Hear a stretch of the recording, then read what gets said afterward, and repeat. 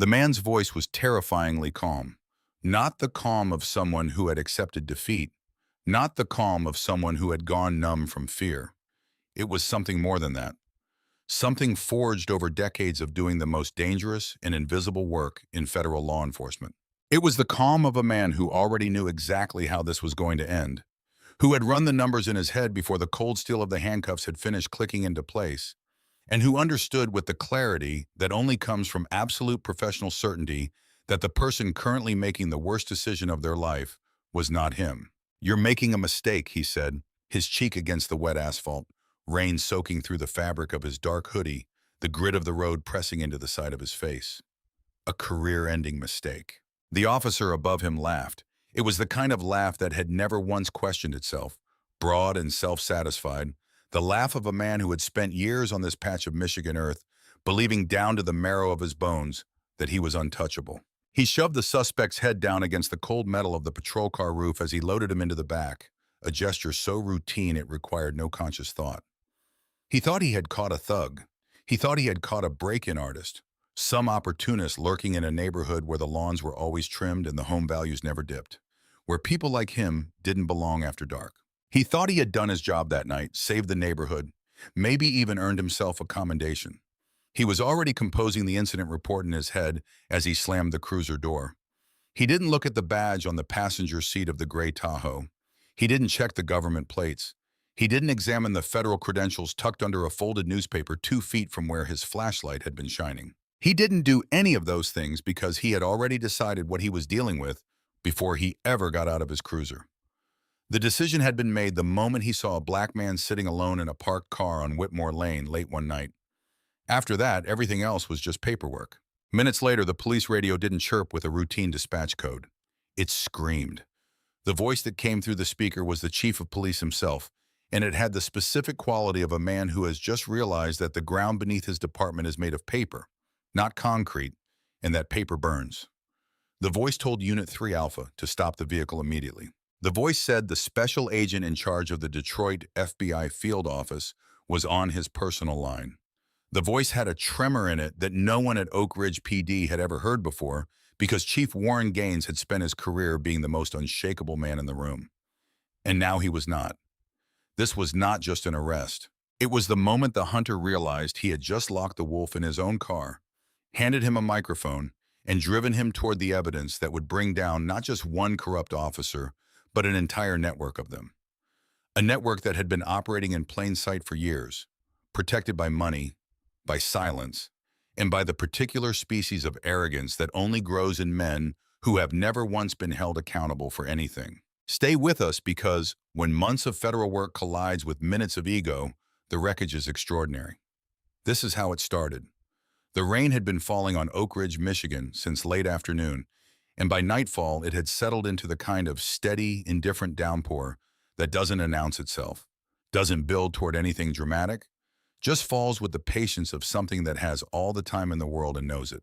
Special Agent Harlan Ramsey sat in the driver's seat of a charcoal gray Chevy Tahoe with the engine off and the heat long gone, nursing the last of lukewarm coffee from a stainless steel thermos that had seen better decades.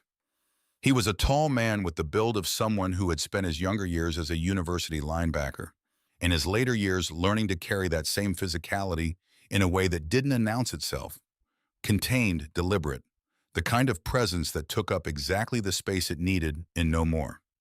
He was the assistant special agent in charge of the Detroit field office's organized crime division.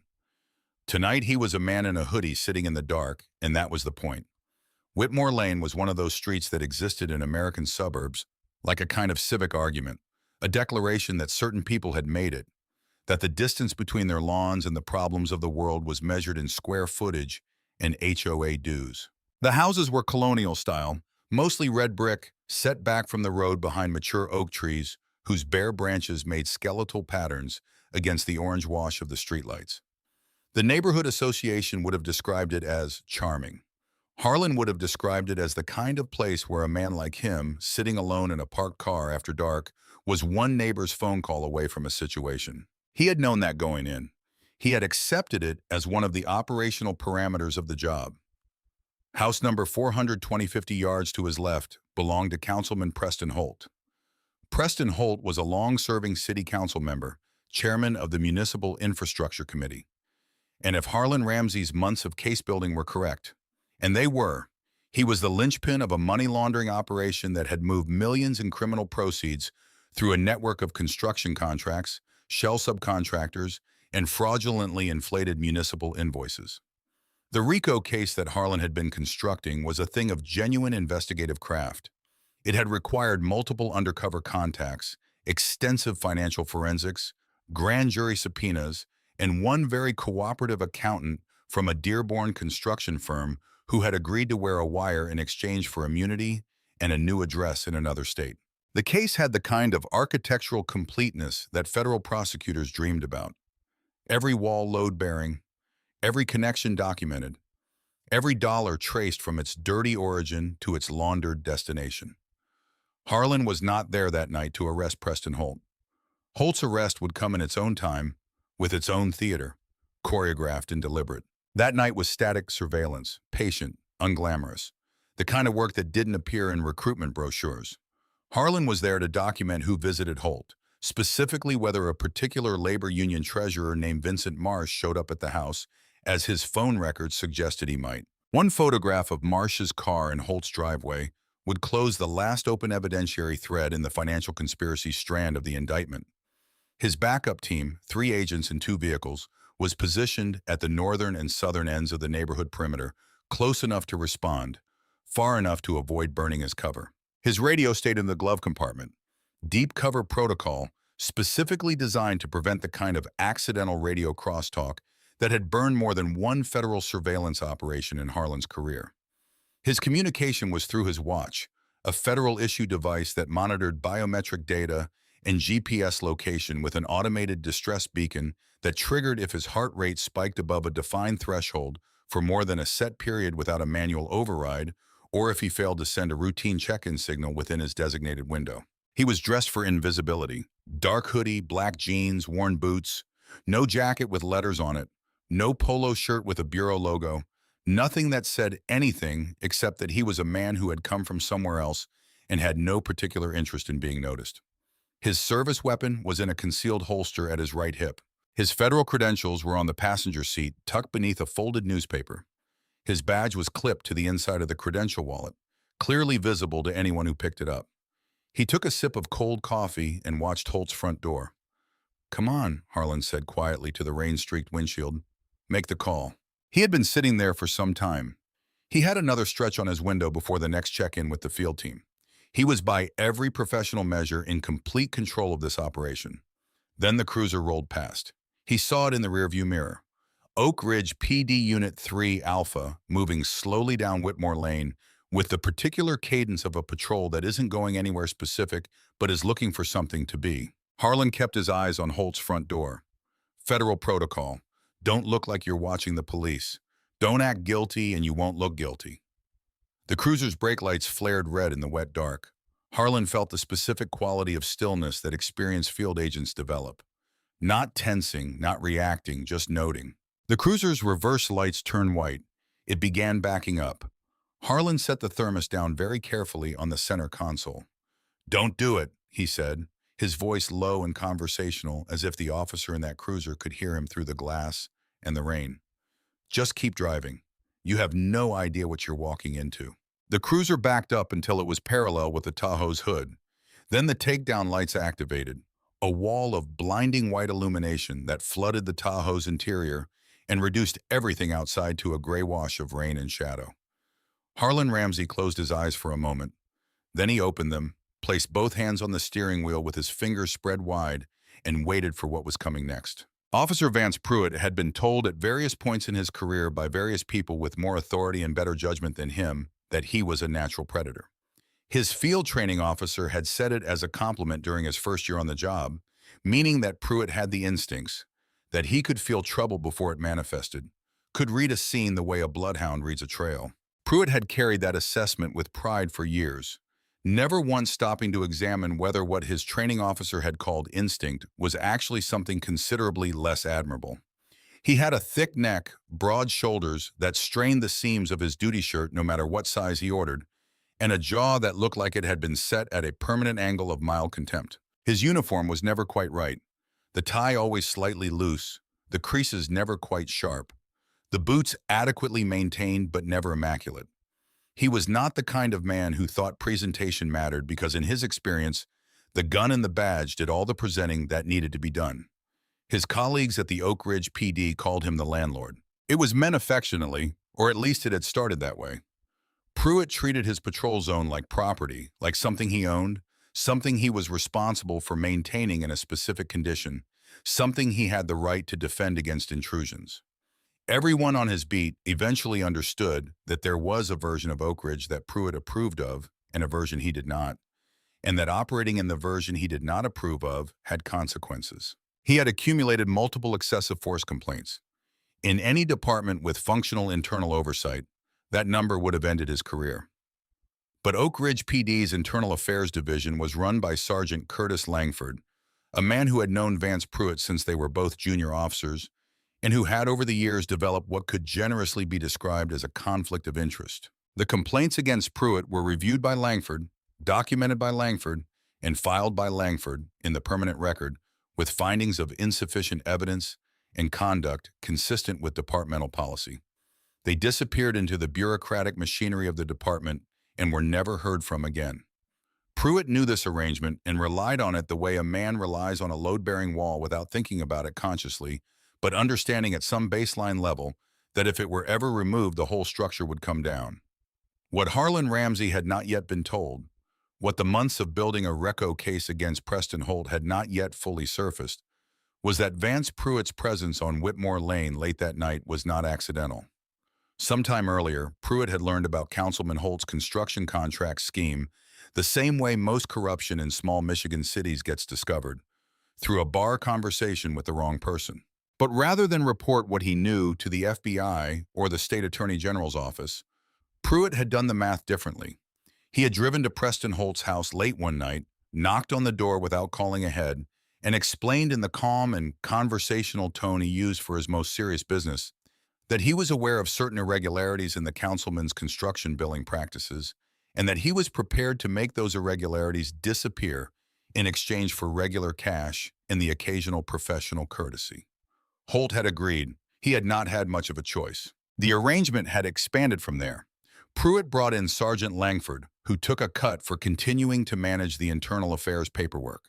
He brought in officers Ray Dobbins and Len Farrell, two men who had worked for him long enough to understand that loyalty to Vance Pruitt was considerably more profitable than loyalty to the department's code of conduct. The four of them formed an informal security apparatus around Holt's operation, running surveillance on his political rivals, running off anyone who loitered too long near his property, keeping the streets clean on nights when Holt's associates came to visit. When Vance Pruitt's cruiser headlights swept the length of Whitmore Lane late that night and landed on the gray Tahoe with the black man behind the wheel, his reaction was not in his mind racial. He would have told you that and believed it sincerely. What he felt, he would have said, was professional intuition. He would have said he had an eye for things that didn't fit, for elements of a scene that were out of place. He did not examine the irony that the things he invariably found out of place were black men in neighborhoods where he felt they didn't belong. He hit the reverse lights and backed up alongside the Tahoe, telling himself as he did it that this was just routine police work, that he was just doing his job, that if this turned out to be nothing, he'd let the guy go with an apology and be on his way. He believed this about himself. He was wrong about almost everything else, and he was wrong about this too. The passenger side window of the Tahoe was already rolled down by the time Pruitt reached it. Harlan had lowered it before the cruiser even finished parking, because decades in federal law enforcement had taught him that the speed with which you make yourself non-threatening in these situations is measured in increments that matter enormously, and that every second of preparation is a second less of improvisation. Pruitt's flashlight came through the window at full force, aimed directly at Harlan's face. Not at his hands, not at the interior of the vehicle. At his face, which meant that Pruitt was not gathering information. He was establishing dominance. "License and registration," Pruitt said. "No greeting, no reason given, no pretense at courtesy. Just the command delivered in the flat authoritative bark of a man who had given this particular instruction so many times It had become automatic, stripped of every social fiber it might once have contained. "Good evening," Harlan said. His voice was deep and steady, the voice he used in briefing rooms and federal courtrooms and hostile interrogations. The voice that did not carry a single thread of the fear or anger that were both present and both being managed. "I'm a federal agent. My credentials are on the passenger seat right there under the newspaper. I also have a service weapon in a holster on my right hip. I'm going to keep both hands on the wheel and let you retrieve the credentials yourself, or I can reach for them slowly if you prefer.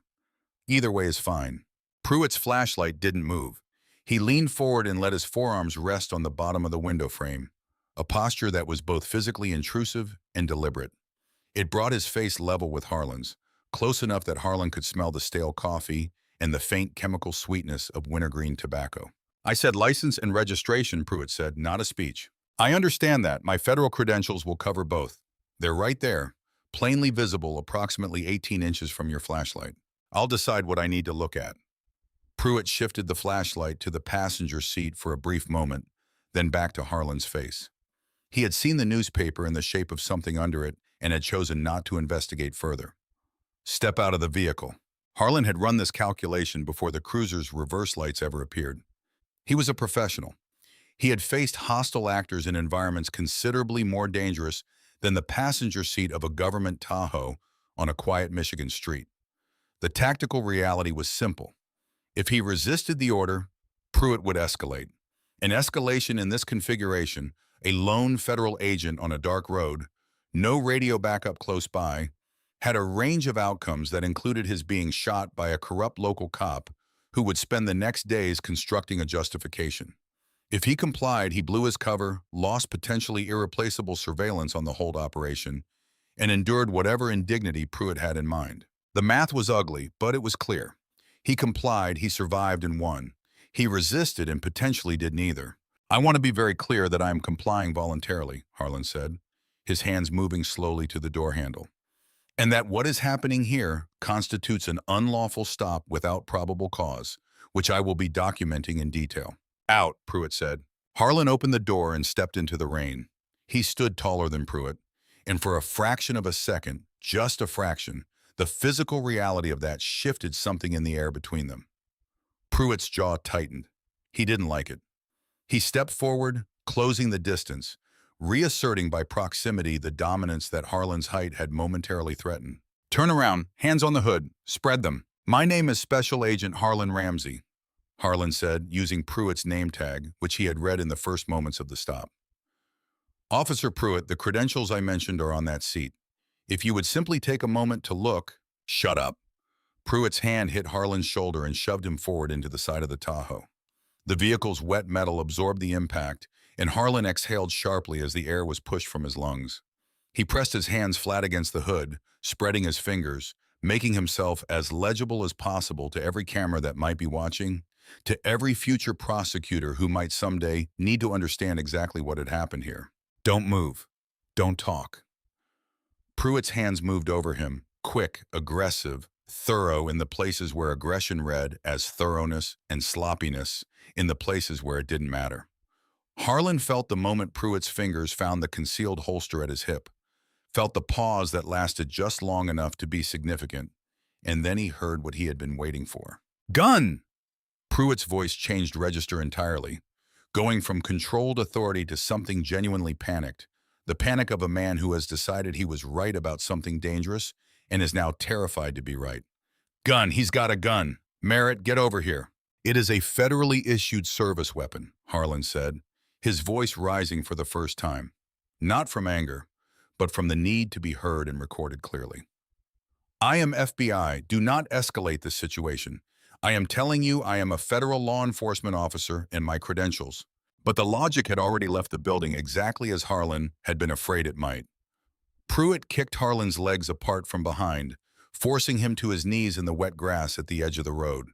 The rookie officer Sawyer Merritt, still early in his time on the force, with a thin face and the particular pallor of someone who had realized in the last moments that something had gone very wrong, rushed forward from the rear of the cruiser where he had been stationed.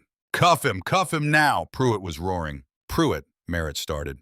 "Cuff him, Merritt, now!" Harlan felt the cold bite of the steel around his left wrist, then his right.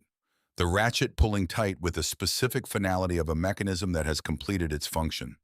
He was on his knees in the mud, hands locked behind his back, the rain falling on the back of his neck, the wet grass soaking through the knees of his jeans. He looked at the ground in front of him. He looked at the mud. He looked at the small stones pressing into his kneecaps.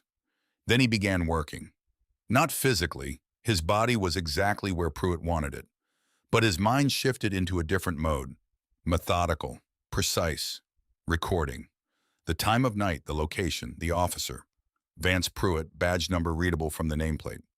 The procedural violations, stop without probable cause, failure to examine presented credentials, failure to announce charges before cuffing, use of force on a non-resisting subject. The specific words Pruitt had used, he cataloged them in sequence. Not because he had to work to remember them. He had a memory trained by decades of witness interviews and court testimony. But because the act of cataloging them was the most effective thing he could do with the next few minutes. Pruitt yanked him upright by the handcuffs. The pain was specific and identifiable. A searing pull through both shoulders. The joint structure of his arms torqued at an angle they were not designed for. The cuffs biting into the skin above his wrist bones with the targeted cruelty of an implement that had been designed without any consideration for what it felt like to be wearing it. Harlan did not make a sound. He absorbed the pain, filed it, one more line in the incident report being assembled in his head, and allowed himself to be walked toward the cruiser. As Pruitt steered him along the side of the vehicle toward the rear door, Harlan glanced back past the cruiser's hood, past the swing of Pruitt's flashlight, toward the colonial house up the road. The curtains at the front window of 420 Whitmore Lane had moved. In the gap between the fabric and the window frame, just visible in the warm interior light of Councilman Preston Holt's living room, was the silhouette of a man watching. Holt had seen the whole thing. He knew what Pruitt was doing and why. He had paid for it. Harlan let the weight of that land once, allowed himself to feel for the duration of 2 steps the specific bitterness of watching months of careful, painstaking, brilliant investigative work dissolve in real time because a corrupt local cop had looked at him and seen a criminal. And then he set it down. He set it down with the practiced efficiency of a man who has learned that feelings, however legitimate, are not things that serve you when you're being loaded into the back of a cruiser by someone who would love nothing more than for you to give him a reason to escalate further. He got into the car. Inside the cruiser, in the front seat, Officer Sawyer Merritt sat rigid in the passenger seat with his hands flat on his thighs, staring straight ahead through the rain-blurred windshield, with the expression of a man trying very hard to convince himself that he was not part of what he was obviously part of. He had joined the department because his family had been in law enforcement and because the uniform had seemed like an honorable thing to wear. Because he had believed when he raised his right hand at his swearing-in ceremony that the words he was saying were not just procedural formalities, but genuine commitments. He had understood in the last moments that he was working for a man who had no relationship with those commitments whatsoever. Pruitt climbed into the driver's seat, his adrenaline still running hot. He was drumming his fingers on the steering wheel, a rapid, unconscious percussion that Harlan recognized as the physical expression of a high that was starting to shift towards something more anxious. Pruitt reached for the radio and called in a suspect in custody. Resisting arrest, possession of concealed weapon, Unit 3, Alpha southbound toward the precinct. His voice on the radio was controlled and professional, the voice he kept for official purposes, entirely unlike the voice he had been using on the side of the road. Merritt, Sawyer started. Pruitt corrected automatically, not looking at him. Pruitt, Sawyer Merritt said, his own voice low and careful, like a man feeling his way across a floor he's not sure will hold his weight.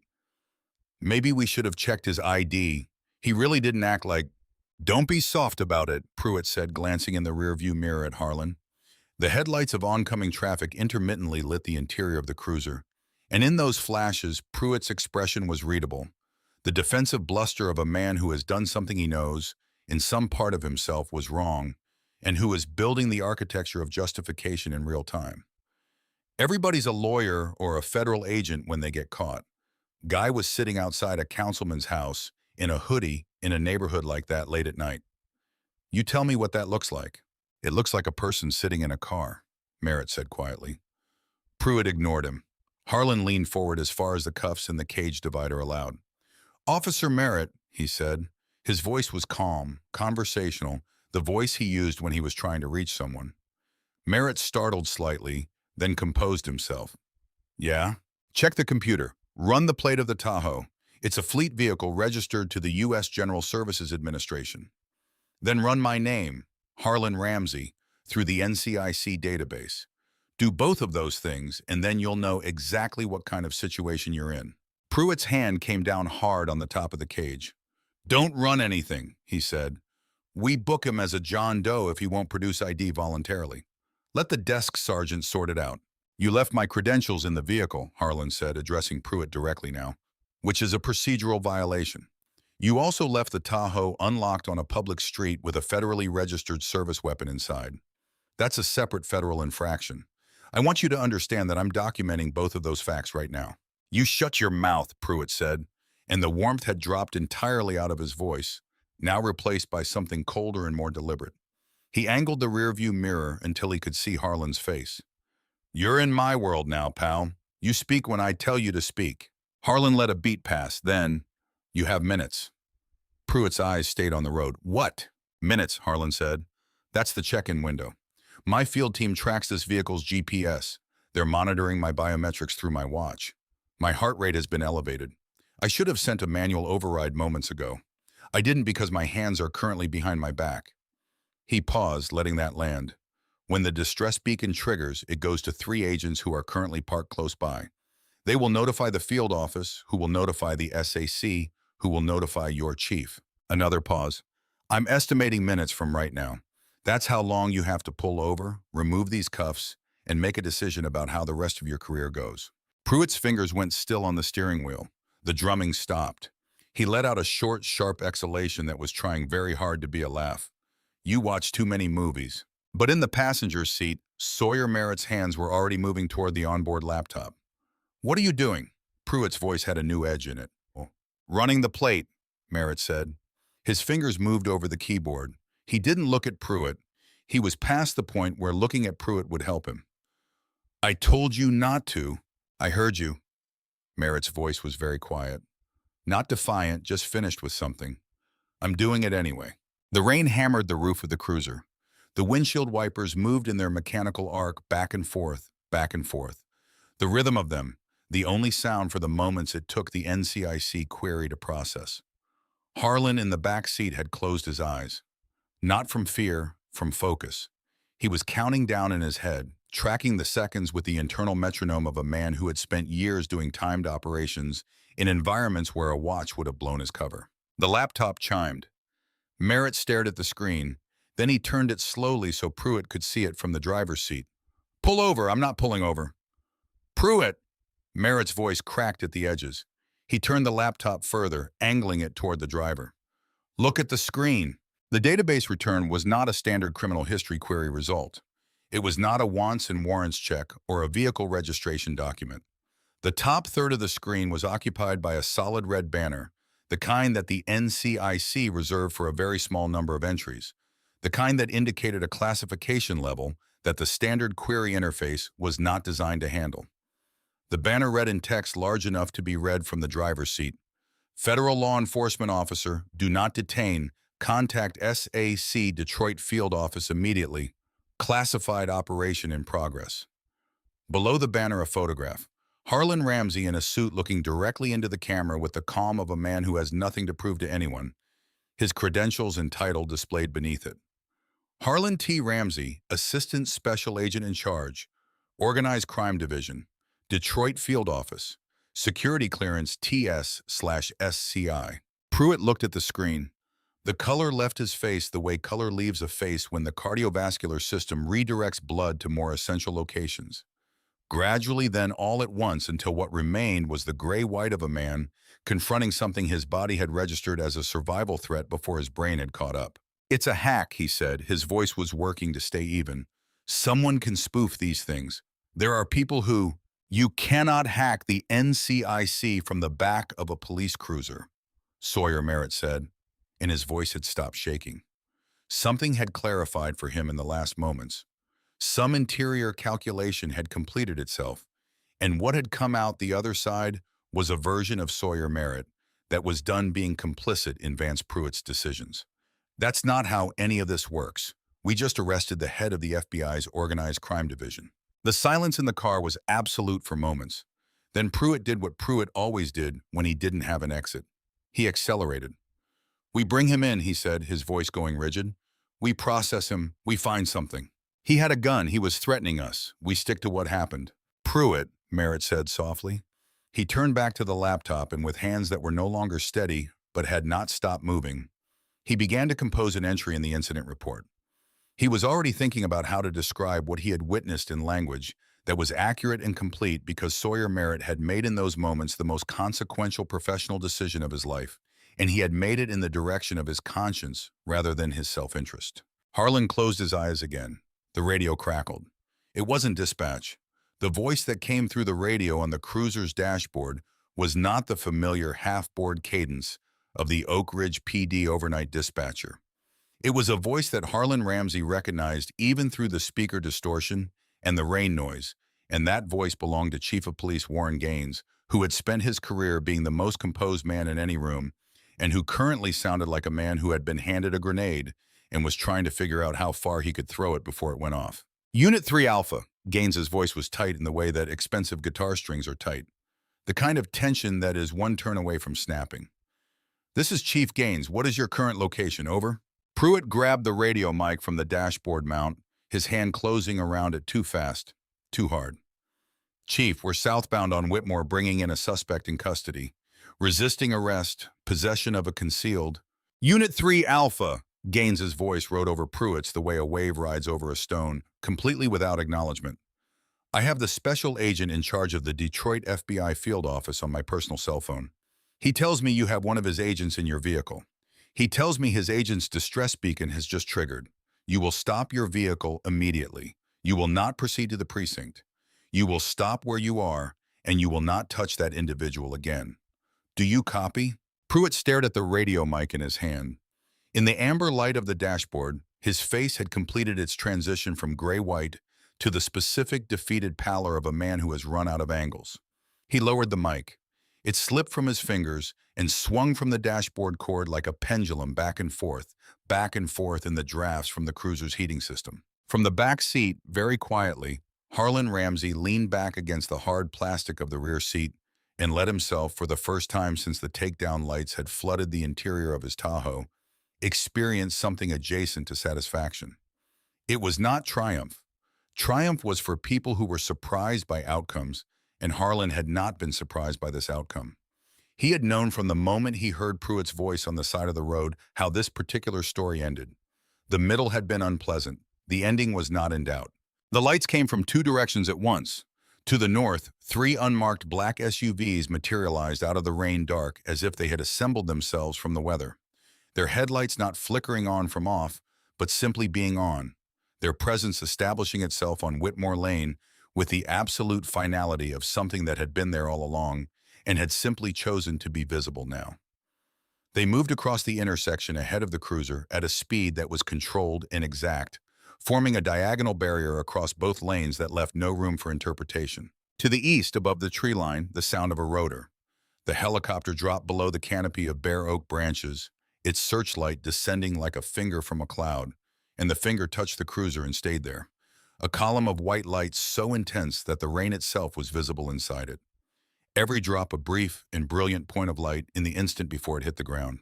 Pruitt slammed the brakes. The cruiser skidded on the wet asphalt, the rear end stepping sideways before the wheels found purchase, and the vehicle shuddered to a stop at an angle in the road. For a moment, perhaps seconds, nothing moved except the rain and the helicopter's light and the swing of the disconnected radio mic on the dashboard.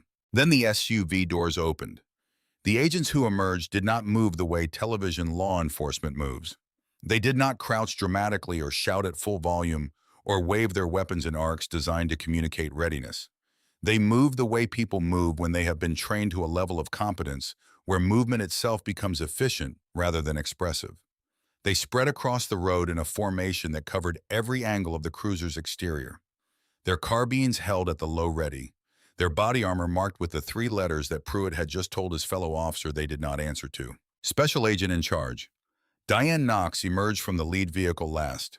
She was a woman with gray-streaked hair, pulled back with the functionality of someone who had stopped making decorative choices about her appearance years ago and had not missed them. She wore a dark suit under a tactical vest that looked like it had been borrowed from someone larger and had been worn so many times it fit her perfectly now. She had run the Detroit field office's operations division for years, and before that, she had spent years doing the kind of work that was still classified in ways that most of her colleagues didn't have clearance to read about. She stood in the rain and looked at the cruiser with the expression of someone surveying damage they had been briefed on and expected and were now confirming. A voice came from the lead SUV's external speaker. Not a shout, not an amplified command, but a clear and level instruction delivered at a volume that carried through the rain without effort. Driver the police vehicle, throw the ignition keys out the driver's window, exit the vehicle walking backwards with your hands visible on your head. Now, passenger officer, do the same through the passenger door. Do it now. Pruitt's hands were on the wheel. He was staring through the windshield at the wall of federal steel and federal agents in the federal helicopter that was keeping its light on him with the patience of something that had been doing this long before he existed and would continue doing it long after he was gone. He looked in the rearview mirror for the last time. Harlan Ramsey was looking back at him. Harlan was not smiling. He was not performing satisfaction or vindication or anything that could be interpreted as gloating. His expression was, if anything, one of professional exhaustion. The look of a man who has done something difficult and necessary and is already thinking about what comes next. "Open the door, Officer Pruitt," Harlan said. "Don't make them breach the vehicle. You won't enjoy the breach." Pruitt's hand moved to the window control. He pressed it. The window slid down and the rain came in. He reached to the ignition, removed the keys, and threw them through the opening. They hit the wet asphalt outside with a small metallic clatter that was absurdly quiet given the circumstances. He opened the door and stepped out into the light. The agents who reached Pruitt were not rough with him in the way he had been rough with Harlan. They were something more unsettling than rough. They were precise. They took his keys from his belt with the efficiency of people who had done this thousands of times. They removed his service weapon from its holster, his backup piece from his ankle holster, and the taser from his left hip with movements so practiced they seemed choreographed. They turned him to face his own vehicle and placed him against it in a posture that was, with exact deliberateness, a mirror of what he had done to Harlan moments earlier. Hands on the hood, feet spread, weight forward. In the passenger seat of the cruiser, Officer Sawyer Merritt had his hands already visible on the dashboard before anyone gave him an instruction. He stepped out when directed, hands on his head, and stood against the rear of the vehicle with the air of a man who has accepted a consequence he helped create. Two agents opened the rear door of the cruiser, not the way Pruitt had opened it, with the casual authority of ownership.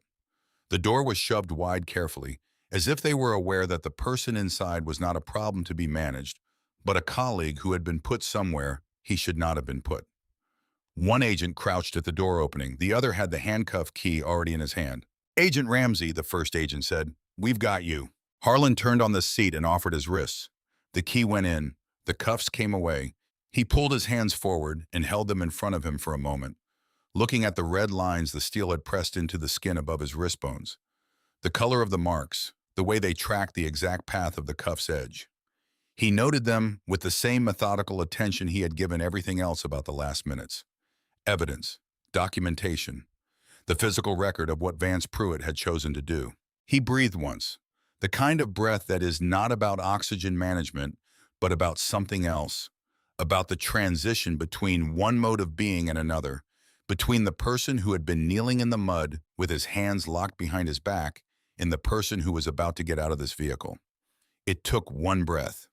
He gave himself that one breath and no more. He stepped out of the cruiser. An agent had a dry jacket, bureau-issued dark blue, and draped it over Harlan's shoulders without ceremony or theatrics, the way you hand something useful to someone who needs it.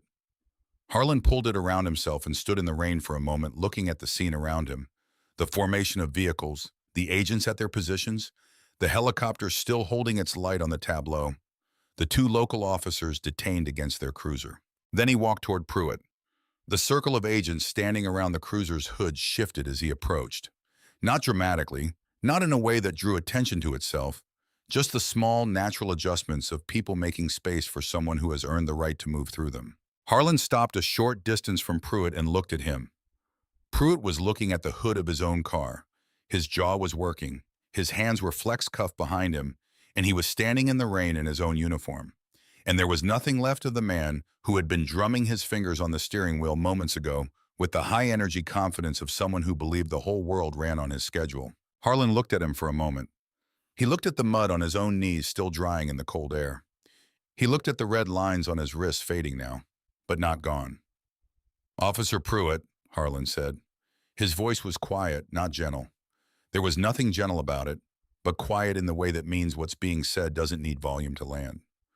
"I want you to understand something, not as a reprimand, as a fact that I think you may not have fully processed yet." Pruitt raised his eyes. He didn't speak. "You were sitting behind me," Harlan said. "I had my hands on the wheel and my identification on the passenger seat in plain view. And I told you what it was, and you had your flashlight, and you looked at it for a moment. One moment. And then you put the flashlight back on my face." He paused. "A few more seconds. That's all it would have taken. Pick up the credential wallet, open it, read the first two lines. A few seconds. And you would have driven away, and we would never have spoken again, and your career would have continued in whatever direction it was already going." Pruitt swallowed. It was visible in his throat. "But you didn't do that," Harlan said, "because you had already decided what I was before you got out of your cruiser. You decided based on what I looked like and where I was sitting. And then you made everything that came after fit that decision. You didn't gather evidence. You enforced a story you'd already written." He let that sit for a moment. "That's not police work. That's not even close to police work. And I want you to know, not because I want you to feel bad about it, but because I want you to understand the full scope of what just happened. That every word you said in that vehicle was recorded. The racial slur, the 'we run this town,' the cash payments." He watched Pruitt's face absorb that last detail and saw the exact moment it landed. "You're not under arrest for being a corrupt officer. You're under arrest for being a stupid one. There is a difference. The first I sometimes cannot prove. The second is on tape." He turned to Agent Knox, who had walked over and was standing to his left with the quiet authority of someone who has been waiting for the conversation to finish because she respects the person having it. "Take him," Harlan said, startling both of them for a moment. Then Knox understood that Harlan was speaking with finality, that he was staring at another agent muttering something about knowing someone about the union, about getting him in a vehicle. Knox said, not loudly, just finally. Two agents lifted Pruitt by the arms and walked him toward the nearest SUV. His feet moved. His mouth was still working, producing sounds that weren't quite words anymore. The verbal detritus of a man whose internal operating system had catastrophically crashed and was rebooting with access to much less data than it had started with. Knox looked at Harlan. "You're all right." "I'm operational," Harlan said. "That's not what I asked." He looked at her for a moment. Diane Knox was one of the few people in the Bureau who could have asked that question and received an honest answer. "I'm all right," he said. "The operation isn't." "We know." She turned to look at Holt's house down the road. The curtains were closed now. "We're moving on. That's next." The Oak Ridge Police Department's main precinct was a two-story building in the downtown block, red brick and institutional glass built years ago and updated in ways that were mainly cosmetic. The lobby had new flooring, the dispatch center had new monitors, the break room had a coffee machine that had been purchased with asset forfeiture funds. The underlying structure of the institution, its culture, its internal architecture of loyalty and protection and managed consequence, was exactly what it had always been. By the time Harlan Ramsey walked through the front door, that underlying structure was being dismantled piece by piece. The lobby was a controlled chaos. FBI agents moved through the space with the focused efficiency of people executing a plan that had been prepared well in advance, which it had.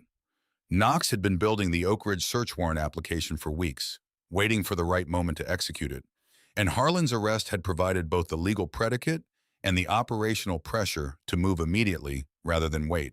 Agents were at every workstation, some working keyboards, some working filing cabinets, some coordinating with the forensics team that had arrived in a white van and was currently setting up in the parking lot. Every door camera and body cam log was being downloaded to encrypted federal drives. Every arrest record from the last years was being boxed and cataloged. The cruiser's dash cam footage, both the external camera and the interior feed, had already been secured and was in chain of custody packaging. Chief Warren Gaines stood in the center of the bullpen in his white uniform shirt with his collar open and a complexion that had moved from its usual ruddy authority to something closer to the color of old newspaper. He was not a corrupt man. Harlan had reviewed his financial history as part of the preliminary investigation and found nothing that indicated Gaines was directly involved in Pruitt's arrangement with Holt. But he was a man who had looked the other way long enough to have become complicit by inertia. And the distinction between those two things was going to depend very much on what the next days revealed. This is unprecedented, Gaines said to no one in particular, and to whoever would listen. You cannot walk into a police department and commandeer the facility without, I want to see a warrant. I want to see the specific authorization. The double doors to the bullpen swung open. Harlan Ramsey walked in.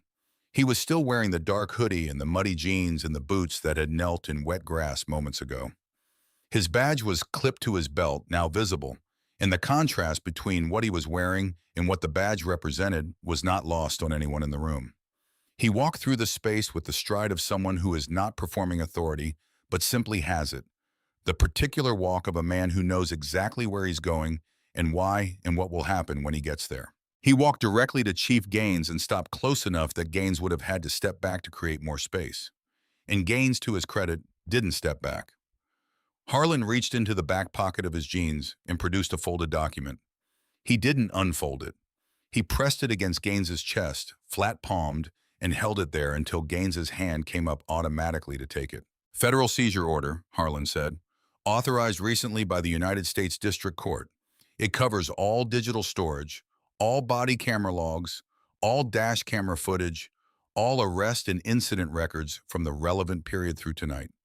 Your department is a federal crime scene, Chief Gaines. My agents have authorization to be in every space in this building except your personal bathroom. And honestly, if the paperwork holds what I think it holds, I'm going to want to take a look in there too. Gaines stared at him, then at the document, then back at him. Vance Pruitt is one officer. Whatever he did, he's not the whole department. Harlan turned and walked toward the personnel records room, and Knox fell in beside him.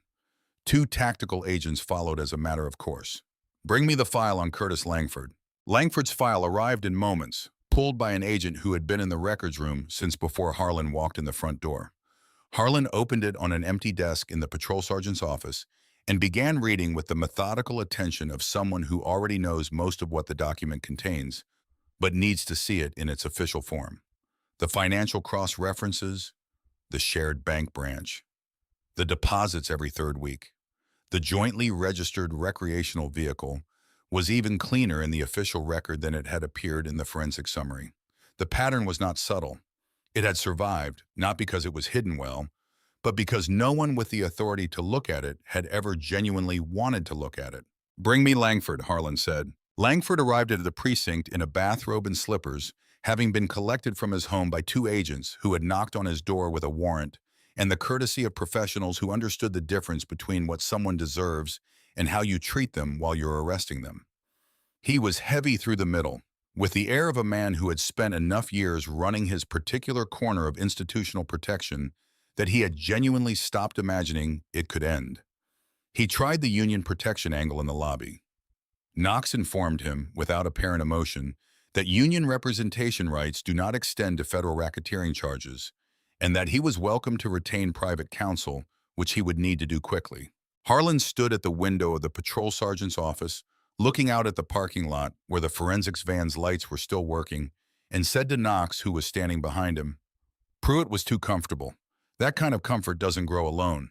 Someone watered it. Knox was already on her phone coordinating the warrants for Dobbins and Farrell. The interrogation room at Oak Ridge PD was a standard configuration. Painted concrete walls, fluorescent panel overhead, a steel table with a ring bolt anchored to the surface. Two chairs with non-matching legs that created a subtle physical disadvantage for the person who ended up in the shorter one. Pruitt had used this room many times. He knew which chair to take. He had not been given the choice. He was in the shorter chair, hands cuffed to the table ring, still in his uniform because no one had offered him a change of clothing. Harlan came in alone.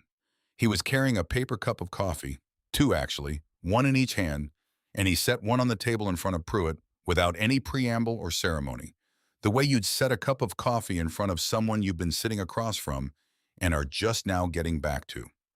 He sat down in the taller chair, opened the file folder he'd brought, and began reading without speaking. Pruitt stared at the coffee cup. He did not touch it. Garrett Vance Pruitt, Harlan read aloud as if reviewing a document for accuracy rather than performing its contents. Years veteran, commendations for controlled substance interdiction, multiple excessive force complaints, all filed over the years, all reviewed and closed by Sergeant Curtis Langford. None escalated, none independently reviewed. He turned a page. Married for years to Sandra Voss Pruitt, no children. One residence, a 3-bedroom on Carrington Drive, purchased years ago. Current assessed value substantial. He looked up. Officer Pruitt, you own a boat? Pruitt said nothing. A Sea Ray Sundancer, Harlan continued, purchased some years ago for a significant amount, paid in full. Cash purchase structured through a marine broker. On a base salary with a mortgage on a substantial home, you paid cash for a boat. He set the page down and picked up his coffee. We checked your family financial history. Your parents, both deceased, died with essentially no estate. There is no inheritance. He took a sip. But there is a very interesting relationship between your bank account and the payroll subsidiary of Holt Municipal Contractors, LLC, which is a shell entity controlled by Councilman Preston Holt. Pruitt shifted in his chair. The cuffs clinked against the table ring. The deposits began some years ago, Harlan said. Regular payments every week without exception, except for the weeks you were on vacation when they dropped and then went back when you returned. Regular as a salary, which is technically what it was. Harlan closed the folder and folded his hands on top of it. Tell me about the consulting. Pruitt looked at the wall to Harlan's left. I did some consulting work for one of the contractor's administrative people. Zoning compliance advice. It was legal. It was not legal, Harlan said. But more importantly, for our purposes right now, it was not consulting. He opened the folder again and removed a single page, a printout of a financial timeline. He laid it flat in front of Pruitt and turned it so that it was readable from Pruitt's side of the table. You see the dates in the left column? Those are the dates of your deposits. You see the dates in the right column? Those are the dates on which named political opponents of Councilman Holt received parking citations, noise complaints, or were stopped and detained by an Oak Ridge PD officer on your beat. He tapped the page. Every single time Holt needed someone inconvenienced, a deposit appeared in your account within days. That's not consulting, that's a billing statement. The silence in the room stretched out. The fluorescent panel buzzed faintly overhead. Somewhere in the building, a door closed. Pruitt tried. He tried the smart lie, the version of the story that had worked in smaller rooms with smaller stakes, that the dates were coincidental, that the deposits were for legitimate advice, that the stops were independent police decisions based on his professional judgment. He built the argument with the limited structural materials available to him, and Harlan let him finish it. And then Harlan dismantled it with the timeline document and 2 additional exhibits, a text message recovered from Holt's phone records, and a bank statement from Curtis Langford's personal account that showed a corresponding cut appearing within 1 business day of every Pruitt deposit. Pruitt sat with the collapsed version of his story for some time. Then he broke. It was not the cinematic breakdown of someone who has been saving tears for a dramatic moment. It was quieter than that and more complete. The deflation of a man who has been holding a large amount of pressurized air and has finally allowed it to go. His shoulders dropped, his hands went still. He stared at the table. He named Langford. He named Dobbins and Farrell. He named the overtime sergeant who had signed off on the falsified hours.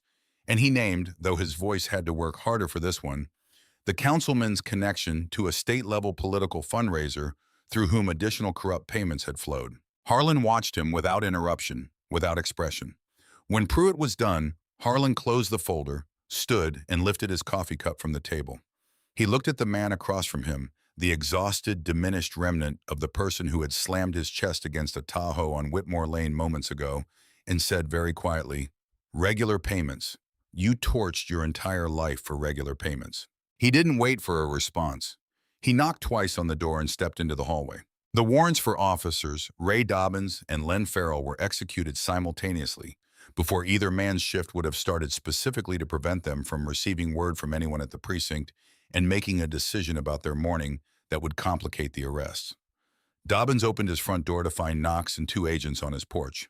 Farrell was collected from his attached garage where he had apparently been awake, already drinking coffee beside his truck. And he simply set the cup down when he saw the agents come through the side gate and stood with his hands already at his sides, not raised, not reaching for anything. The posture of someone who has been expecting a knock for long enough that the knock itself is almost a relief. Sergeant Curtis Langford spent time in a conference room with a federal public defender before emerging with a partial cooperation agreement that gave the prosecution his documented records of complaint suppression in exchange for a reduction in his own charges from racketeering conspiracy to obstruction. The agreement required him to provide copies of everything, every complaint, every closing memo, every communication with Pruitt about the disposition of use of force reports. The resulting stack of documents was substantial. Councilman Preston Holt's front door opened early one morning to Harlan Ramsey and Diane Knox on his porch in the gray early morning light, a federal indictment folder between them. Holt was still in his robe. He was older, and he looked in that moment considerably older. A man whose face had spent the night working through the available options and had arrived at the understanding that there were none. He did not run. He did not demand to speak to a lawyer before he saw the folder. He just looked at it for a moment, then stepped back from the door and said, "You'd better come in." Holt's attorney negotiated a cooperation agreement within days.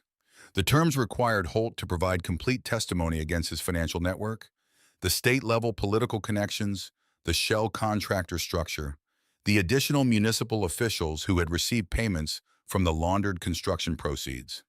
In exchange, his primary charge was reduced from RICO conspiracy to a single count of money laundering with a sentencing recommendation and potential reduction for substantial assistance. He also confirmed under oath and in the presence of two federal prosecutors what the financial records had suggested but not definitively proven, that some years ago Vance Pruitt had knocked on his front door late one night without calling ahead and had explained in the calm and conversational tone that Holt would later describe to a grand jury as the voice of a man who has done this before, that he was aware of certain irregularities and was prepared to make them disappear in exchange for regular cash and the occasional professional courtesy. Holt had not approached Pruitt. Pruitt had come to him. Pruitt had set the price. Pruitt had identified the other officers and organized their participation. Pruitt, in other words, was not a pawn in someone else's scheme. He was the architect of it, the man who had seen an opportunity in someone else's corruption and had built his own operation around it like a parasite that has grown large enough to believe it created its host. Sawyer Merritt's cooperation was given without negotiation.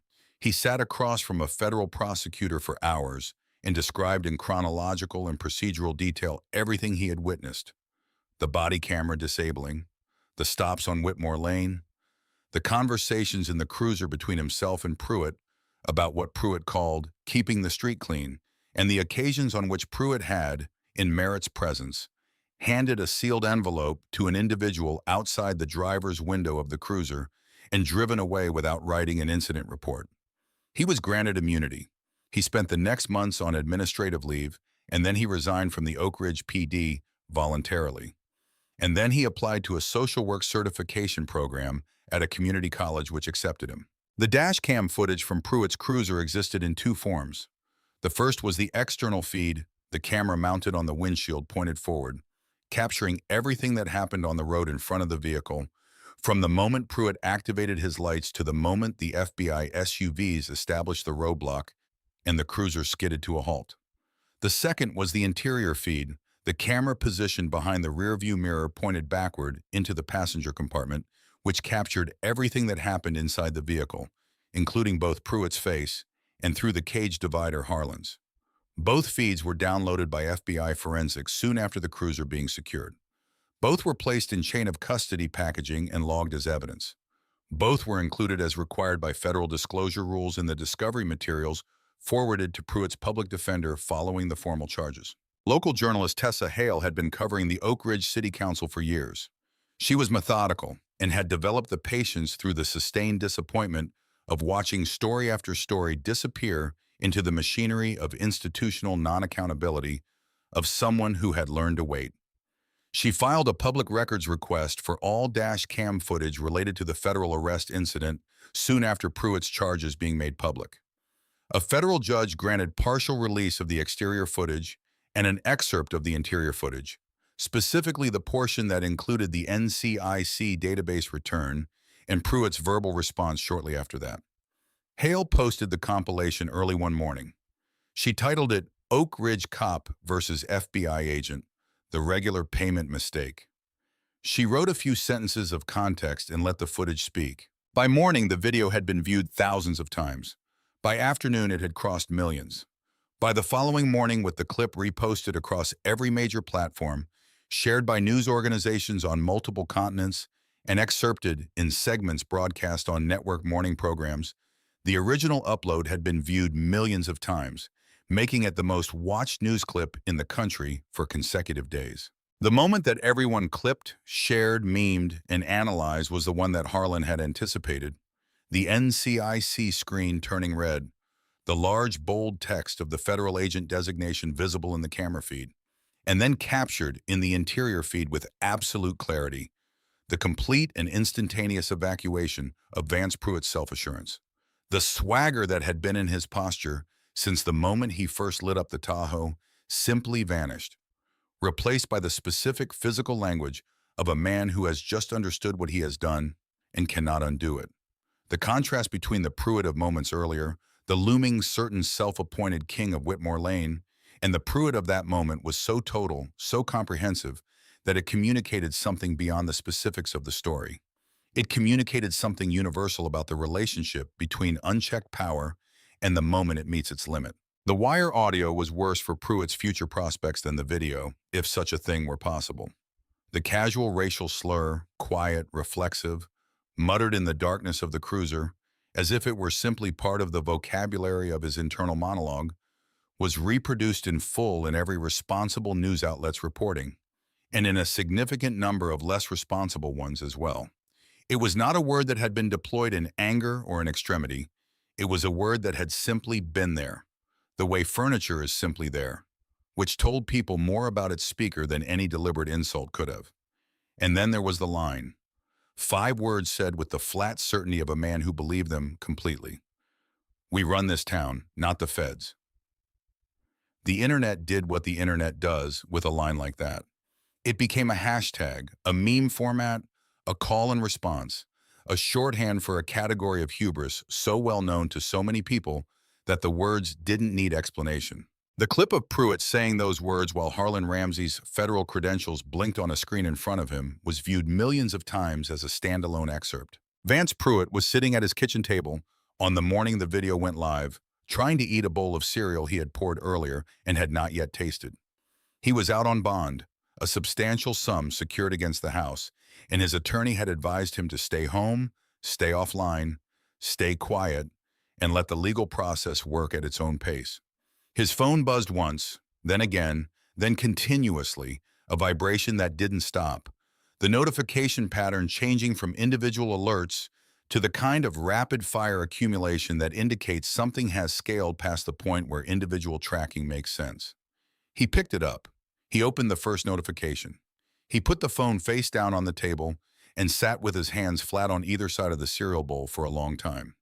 Then he walked to the window and looked through the blinds. News vans were parked on his street. The satellite dish was already raised. A reporter in a navy coat was standing on the property line with a microphone speaking to a camera with the practiced gravity of someone delivering important information. More vans were turning the corner. Sandra Pruitt came downstairs dressed in a charcoal blazer and holding a canvas bag that was clearly packed for more than a day trip. She set it by the front door without ceremony and walked past the kitchen to the coffee maker. "Where are you going?" Pruitt's voice had lost the quality it relied on, the base authority, the certainty, and what remained was something smaller and less structured. "My sister's," Sandra said. She poured coffee into a travel mug she had taken from the cabinet above the machine, a mug she had not used in years. She screwed the lid on. She turned to look at him, and the look she gave him was one he had never received from her before and had not expected and could not immediately categorize. It was not anger. Anger would have been easier. It was something quieter and more complete. The expression of someone who has finished grieving something and has arrived after a long journey at the dry ground on the other side of it. "I saw the video," she said. Pruitt started to say something. She shook her head, not with hostility, just with the finality of someone closing a book.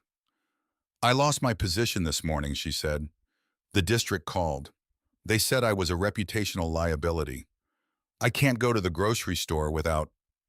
She stopped, reorganized. I'm going to my sister's, Vance. Don't call me before you talk to your lawyer. She picked up the canvas bag. She walked past him to the door. She did not look back. The door closed. An hour later, the sound of a diesel engine brought Pruitt back to the window. A flatbed truck was backing into his driveway, and the man in coveralls who climbed out of the cab was moving toward the trailer connection point of the boat with the specific purposefulness of someone who has done this before and does not expect to have a pleasant conversation about it. Pruitt went outside. The reporters surged toward his property line, microphones extended. He didn't look at them. He walked directly to the man in coveralls. That's my boat. The man in coveralls handed him a clipboard without looking up. Bank called the note. Breach of contract on the loan terms. Plus there's an IRS freeze order on assets associated with the account.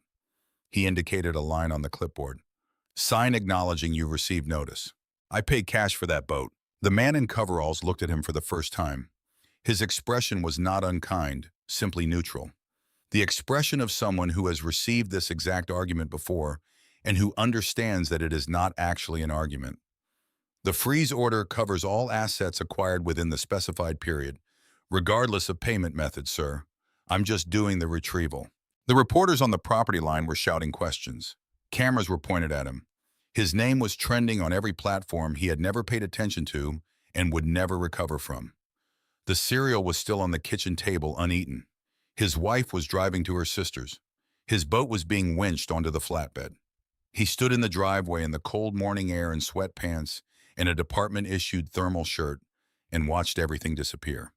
He did not go back inside for a long time. Months after the night on Whitmore Lane, the Federal District Court for the Eastern District of Michigan opened its proceedings in the matter of United States of America versus Garrett Vance Pruitt with the particular atmosphere that federal courtrooms develop when a case has been in the national consciousness long enough that the verdict feels like a foregone conclusion, and the trial itself feels like the formal narration of something that already happened.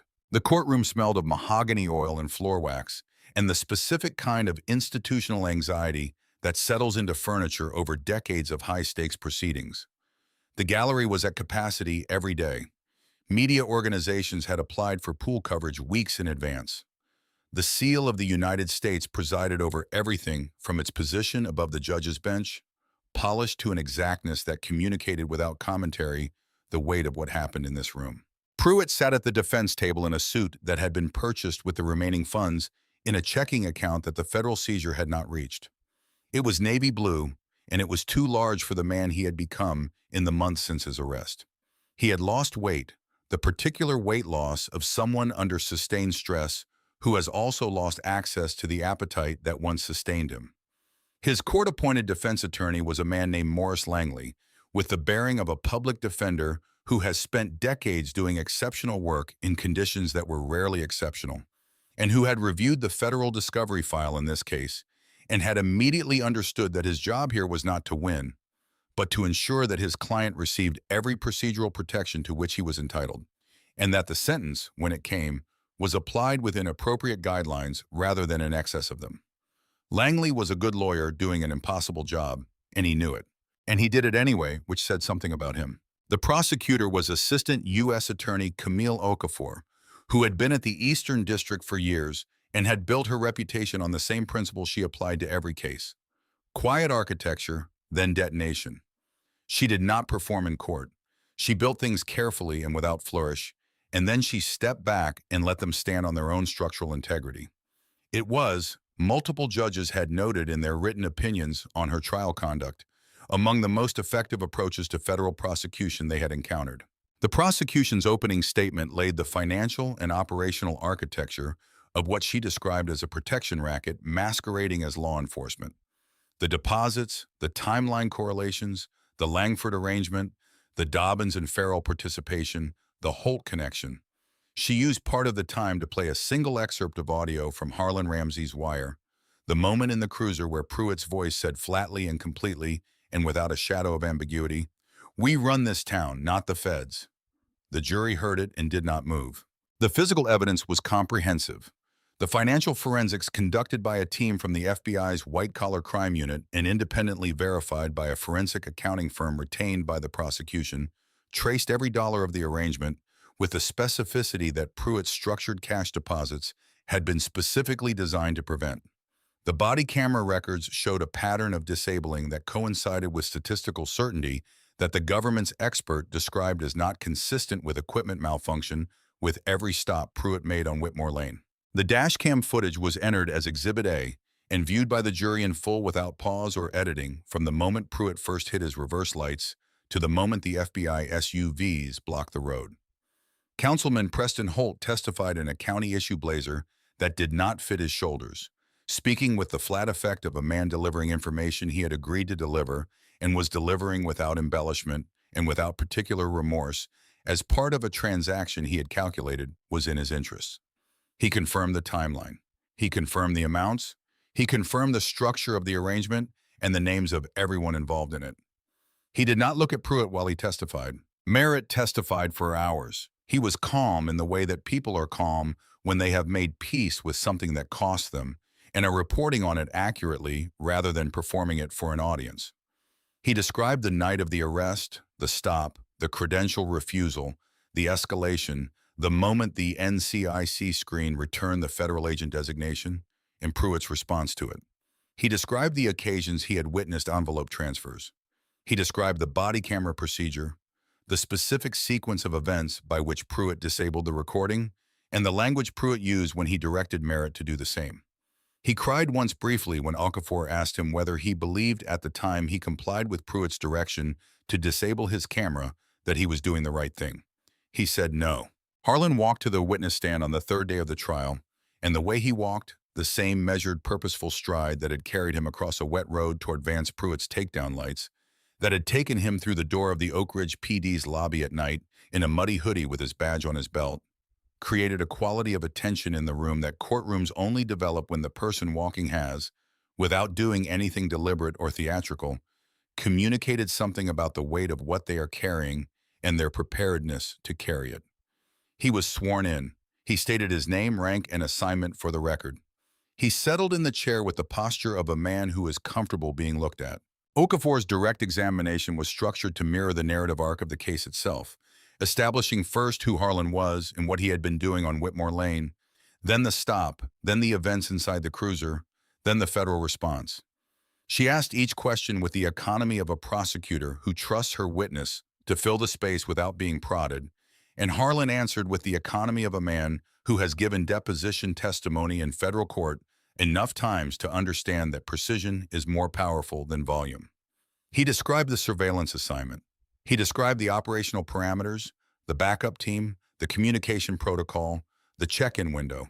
He described the moment the cruiser's reverse lights appeared in his rearview mirror, and his decision in the moments before Pruitt reached his window about how to conduct himself in the stop that was coming. "You chose to comply with Officer Pruitt's orders," Okafor said, "despite being a senior federal officer with every legal authority to refuse an unlawful stop. Why?" "Because my compliance kept me alive," Harlan said, "and because I understood that the most effective way to document what Officer Pruitt was doing was to allow him to do it in its full scope while I recorded everything that happened, rather than to invoke my authority in a way that would have cut the interaction short." He paused. "I want to be clear that I'm not describing some kind of tactical sacrifice. I'm describing a professional calculation made in real time. I assessed that Pruitt's behavior in the first moments of the stop was consistent with a pattern of conduct that was either actively illegal or substantially adjacent to it, and I decided that the most useful thing I could do was make sure that pattern was fully documented before I ended the interaction." On cross-examination, Morris Langley tried the only angle he had, which was not a strong angle, but was the only one available: the split-second decision framework. The operational pressure of a late-night patrol stop in a high-value neighborhood, the genuine uncertainty that any officer might have felt when confronting an uncooperative individual in an unfamiliar vehicle. Harlan let him build the question. He waited for it to finish. Then he said, "Counselor, the split-second decision framework is a meaningful legal and operational consideration in situations where a decision must actually be made in a split second. It applies to active threat environments, to dynamic physical confrontations where the actor has no time to gather additional information before acting. It does not apply to a situation where a man is seated quietly behind a steering wheel with his hands on it, speaking to you calmly, pointing at a credential wallet on the passenger seat, and asking you to look at it. He looked at Langley steadily. Officer Pruitt had minutes. He had the credential wallet within reach of his flashlight. He looked at it for a moment. He made a choice. That choice was not split second. It was deliberate. Langley started to respond. Harlan continued. I have worked federal law enforcement for decades. I have been in every kind of difficult situation this job produces. I have been in actual split-second situations where lives genuinely depended on decisions made in the span of a heartbeat. I understand what that is. What happened on Whitmore Lane was not that. What happened was that an officer looked at a black man in a car in a wealthy neighborhood and decided before he ever got out of his cruiser what that man was. Everything that followed was a consequence of that decision. He looked at the jury then, not because he was performing for them, but because what he was about to say was meant for everyone in the room. I have been doing this work for more than 2 decades. I have been cuffed in this country exactly once. I would like the jury to think carefully about what was different on the night in question. Langley had no follow-up question. He sat down.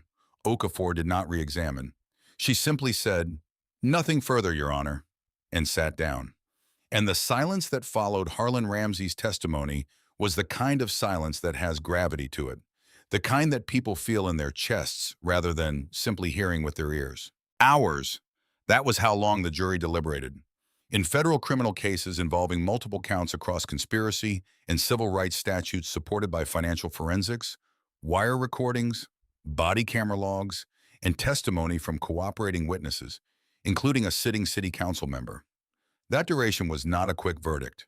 It was the minimum amount of time required to work through the count list with appropriate care and reach the same conclusion on every item. The foreperson, a retired high school principal from the area who had listened to days of testimony with the attentiveness of someone who understood that other people's fate was in her hands and intended to honor that understanding, stood and read the verdict. Guilty on every count. Count after count after count, each one landing in the room with the small weight of a stone that individually is manageable but accumulated becomes a wall. Pruitt's hands were on the table edge. He didn't collapse. Whatever physical resources remained to him after months of waiting for this moment were being expended on remaining upright. But his grip on the table's edge told its own story. His knuckles were white. His shoulders had dropped by degrees over the course of the reading. Each guilty finding removing another small piece of the structure that was keeping him in an approximation of composure. Judge Rosalind Marsh was a former public defender who had been elevated to the federal bench years earlier and who had since developed a reputation for conducting proceedings with a precision and fairness that left no procedural surface unexamined, and for sentencing with a clarity of purpose that made her written opinions among the most frequently cited in the circuit. She did not rush. She looked at Pruitt for a long moment before she spoke, and the look was not contemptuous. Contempt would have been too personal for Rosalind Marsh's courtroom, but it was not without weight. "Mr. Pruitt," she said, "the evidence in this case established to the satisfaction of this jury beyond any reasonable doubt that you spent years operating a criminal enterprise within the structure of a law enforcement institution. You used the authority granted to you by the people of this state to extort a public official, to target and harass innocent civilians in service of that official's agenda, to suppress the legitimate professional complaints of your colleagues, and to recruit other officers into conduct that violated every oath you collectively took. You then, when confronted by the consequence of your own decisions, committed a federal crime against a law enforcement officer who had done nothing to you except exist in a place that your prejudice told you he did not belong." She paused and looked down at her sentencing documents, then back up. "You told that officer while he was handcuffed in the back of your vehicle that you run this town. The United States of America would like the record to formally reflect its disagreement." The gallery erupted. The gavel came down. "On the consolidated federal charges," Judge Marsh continued over the subsiding noise, "including the deprivation of civil rights under color of law, the racketeering conspiracy, and the assault and kidnapping of a federal officer, this court sentences you to years in the custody of the Federal Bureau of Prisons. The court recommends placement at a high-security facility based on the nature of the offenses, the position of trust abused, and the defendant's documented history of targeting vulnerable individuals. You will not be eligible for parole consideration for years. Pruitt's attorney placed a hand on his arm. Pruitt was looking at the table. His jaw was moving, but no sound was coming out. Court is adjourned. The gavel struck the sound block with a finality that seemed in the silence that followed it to exceed the simple physics of wood on wood. It was the sound of a door closing, not a dramatic door, just a door.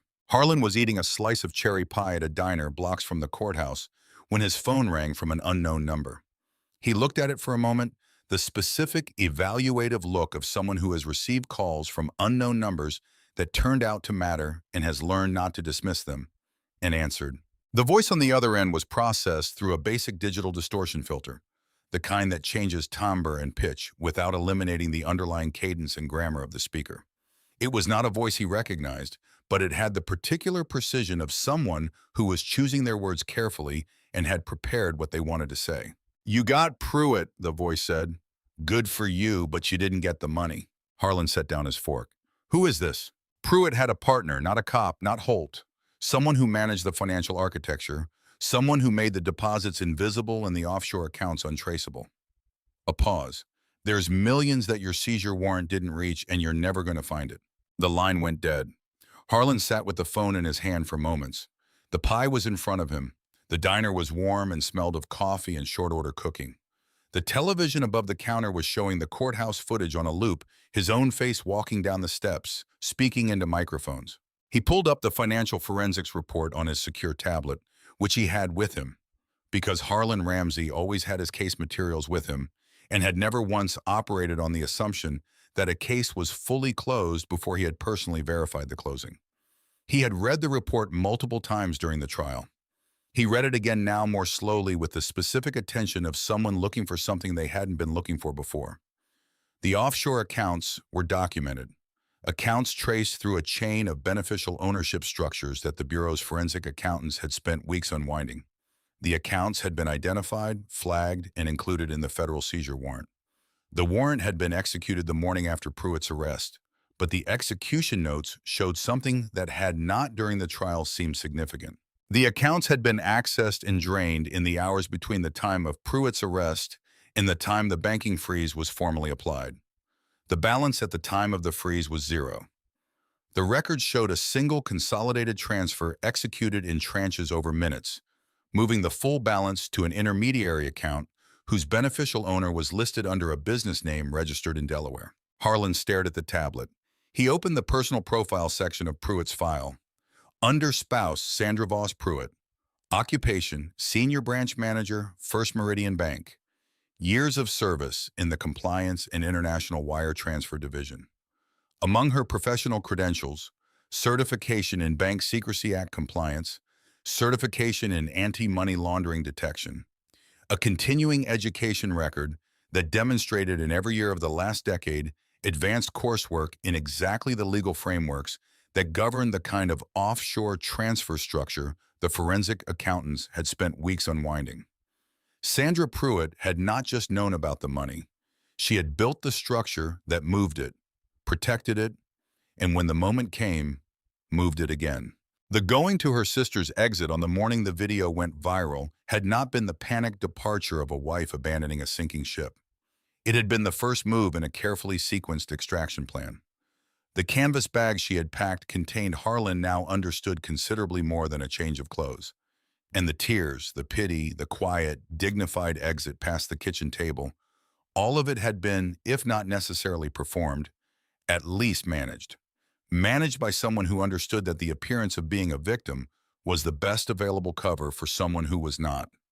He closed the tablet. He left cash on the table for the pie he hadn't finished.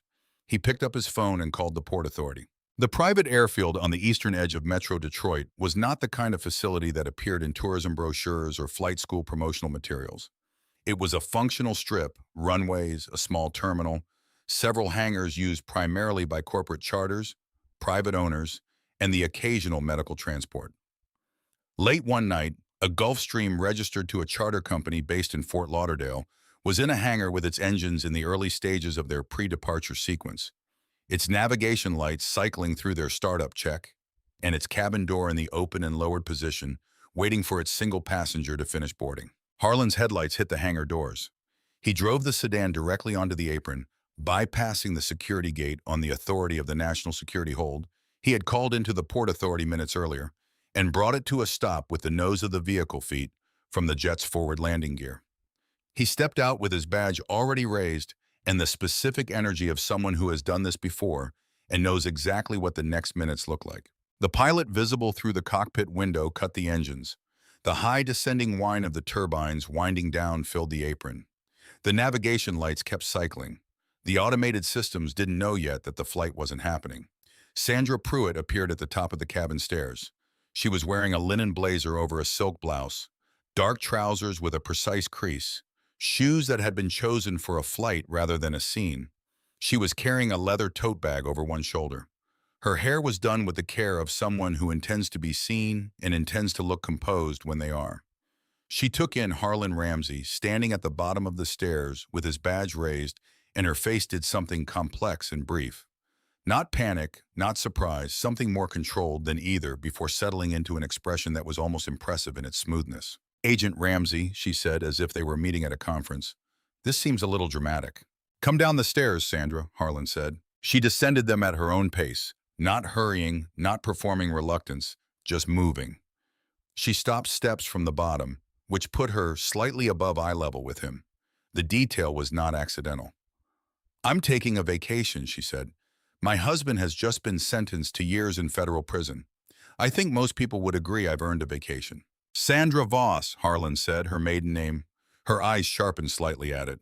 "Senior branch manager, First Meridian Bank, years in the wire compliance and anti-money laundering division, certification in Bank Secrecy Act procedure, advanced coursework in offshore account structure and beneficial ownership identification." He held her gaze. "You didn't marry a dirty cop. You were his CFO." Something moved behind her eyes. Not guilt exactly. Something more like the professional recognition of a person who has been outmaneuvered by someone she underestimated. "I don't know what you're referring to," she said. "I had no knowledge of Vance's criminal activity. I'm the victim in this, Agent Ramsey. My reputation has been destroyed. My career is gone. My husband is my—" "We traced the IP address of the offshore transfer," Harlan said. "The one that emptied the Cayman accounts hours after your husband's arrest.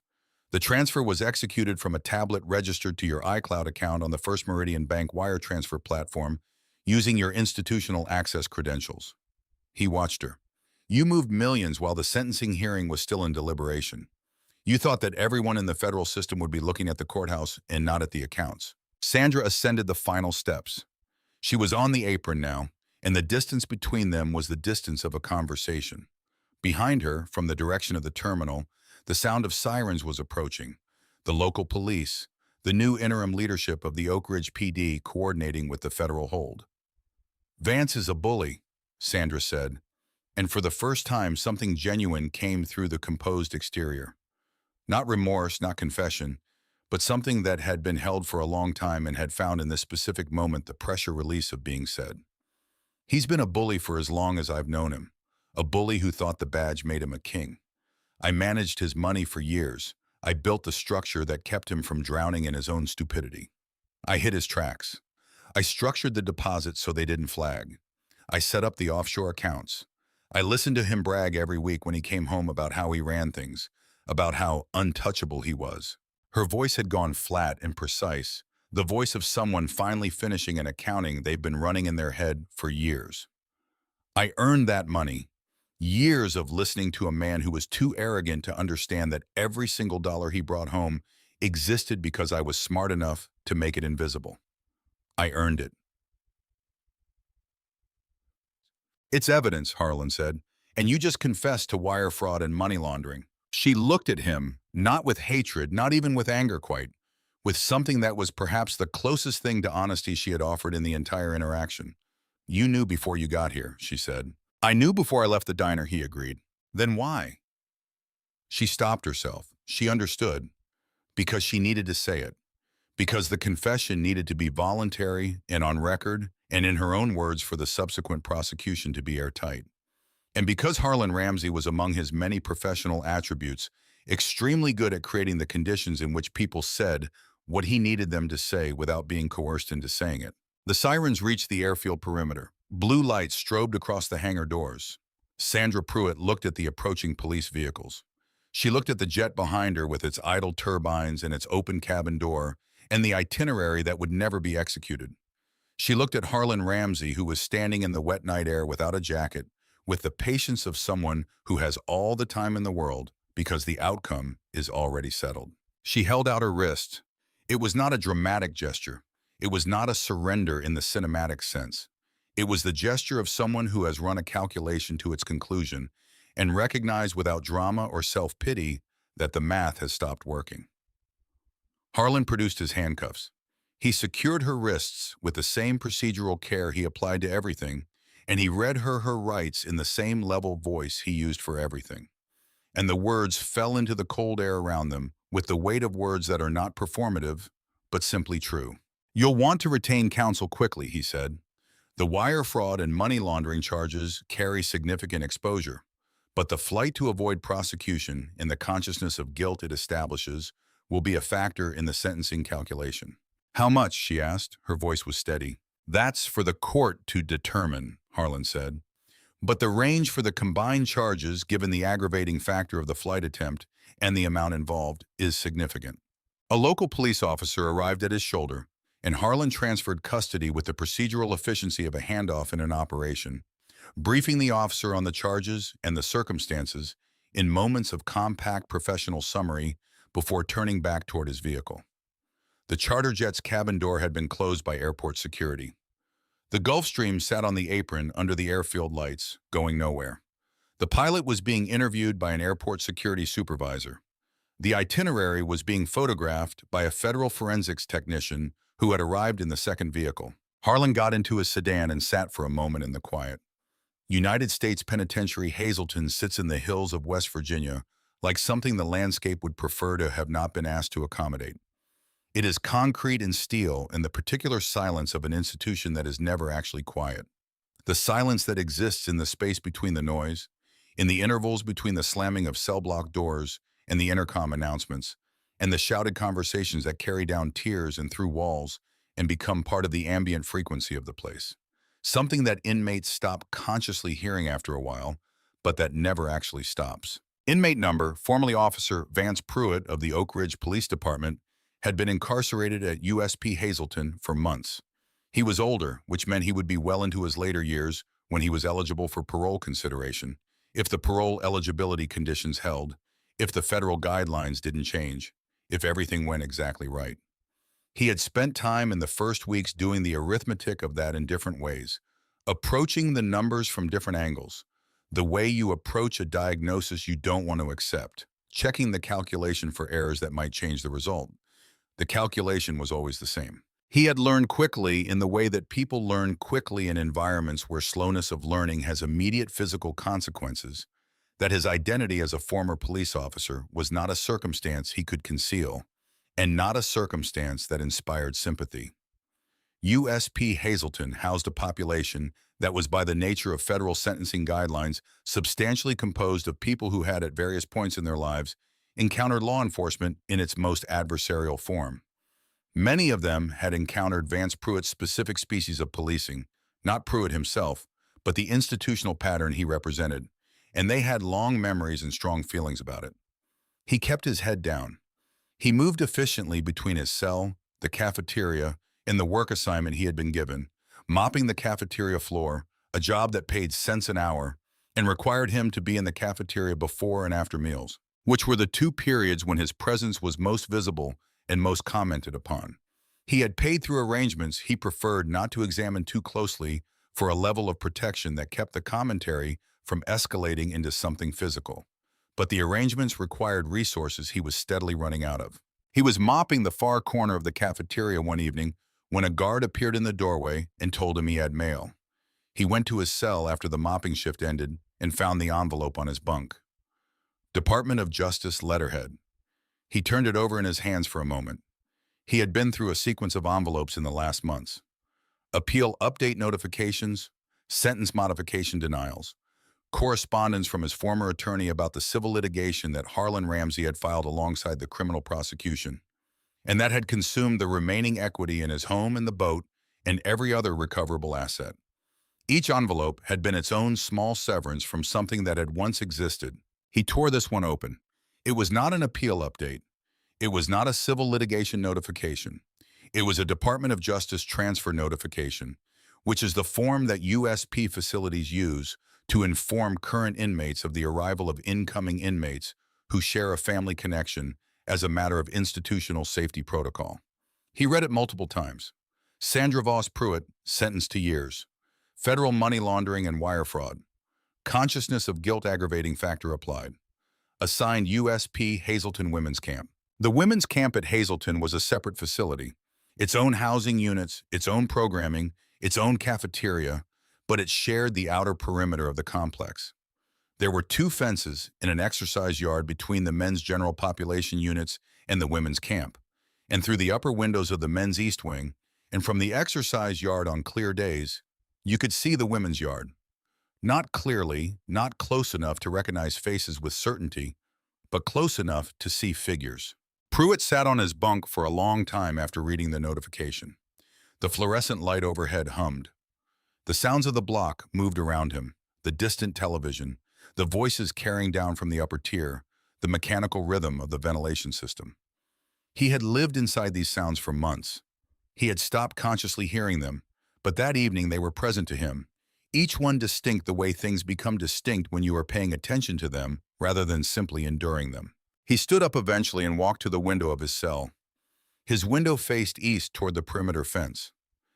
The evening was clear, cold, the tail end of a West Virginia winter, and the lights of the women's camp were visible across the yard, a separate constellation of institutional fluorescence beyond the two fences and the strip of space between them. He pressed his hand against the glass, cold against his palm.